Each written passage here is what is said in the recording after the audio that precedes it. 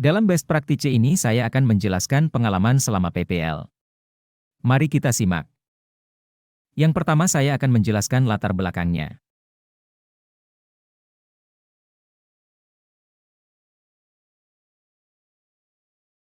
Peserta didik sulit diminta untuk membaca dan memahami materi.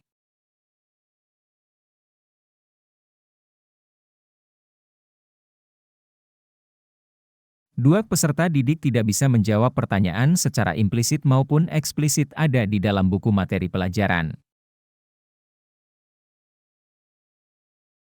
Tiga, peserta didik lebih banyak bermain menggunakan gadget saat pelajaran.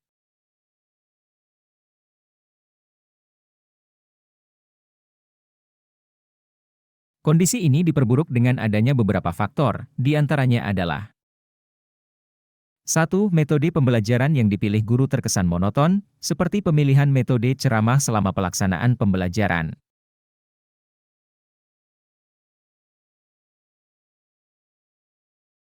2. Kebiasaan peserta didik selama masa pandemi COVID-19, mencari jawaban dari tugas yang diberikan guru melalui media sosial.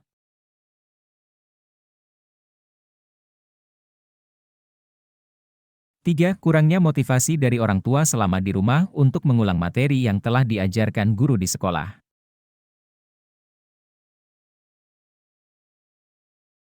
Praktik pembelajaran ini menurut saya sangat penting untuk dibagikan karena selain sebagai motivasi diri untuk berbuat yang terbaik bagi peserta didik, selain itu juga diharapkan dapat berbagi pengalaman dengan orang lain yang memiliki masalah yang sama. Sebagai seorang guru, memiliki peran dan tanggung jawab yang penting dalam menciptakan suasana belajar yang kreatif dan inovatif, sehingga meningkatkan motivasi peserta didik dalam memahami pelajaran IPS terutama pada materi mobilitas sosial dan konflik dan integrasi sosial pada kelas 8.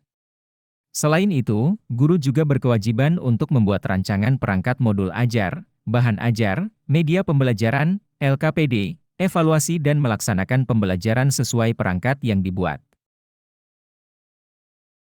Beberapa hal yang menjadi tantangan dalam meningkatkan motivasi dalam memahami mata pelajaran IPS materi mobilitas sosial dan konflik dan integrasi sosial pada kelas 8, diantaranya adalah 1. Penggunaan metode pembelajaran yang kurang inovatif dan menarik. 2. Pemilihan media pembelajaran yang tidak tepat yang tidak sesuai dengan karakteristik peserta didik. 3. Suasana pembelajaran yang kurang menarik dan kurang menyenangkan sehingga motivasi belajar peserta didik menurun. Dilihat dari ketiga tantangan tersebut dapat disimpulkan tantangan yang dihadapi melibatkan guru dari sisi kompetensi yang harus dimiliki guru, yaitu kompetensi pedagogi dan kompetensi profesional, sedangkan dari siswa yaitu minat dan motivasinya.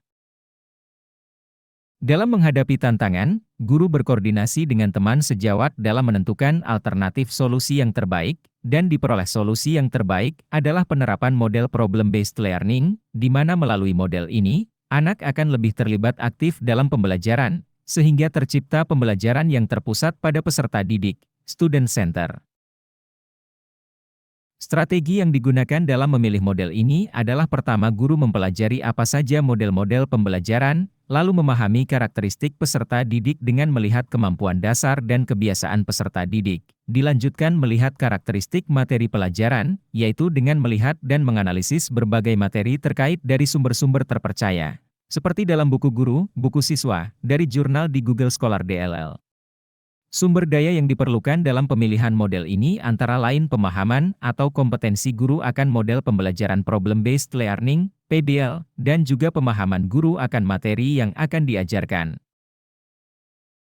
Dalam penerapan PBL, guru menerapkan pendekatan PAK di mana guru menampilkan media video pembelajaran melalui LCD proyektor sebagai bahan referensi pembelajaran peserta didik dalam mengerjakan LKPD.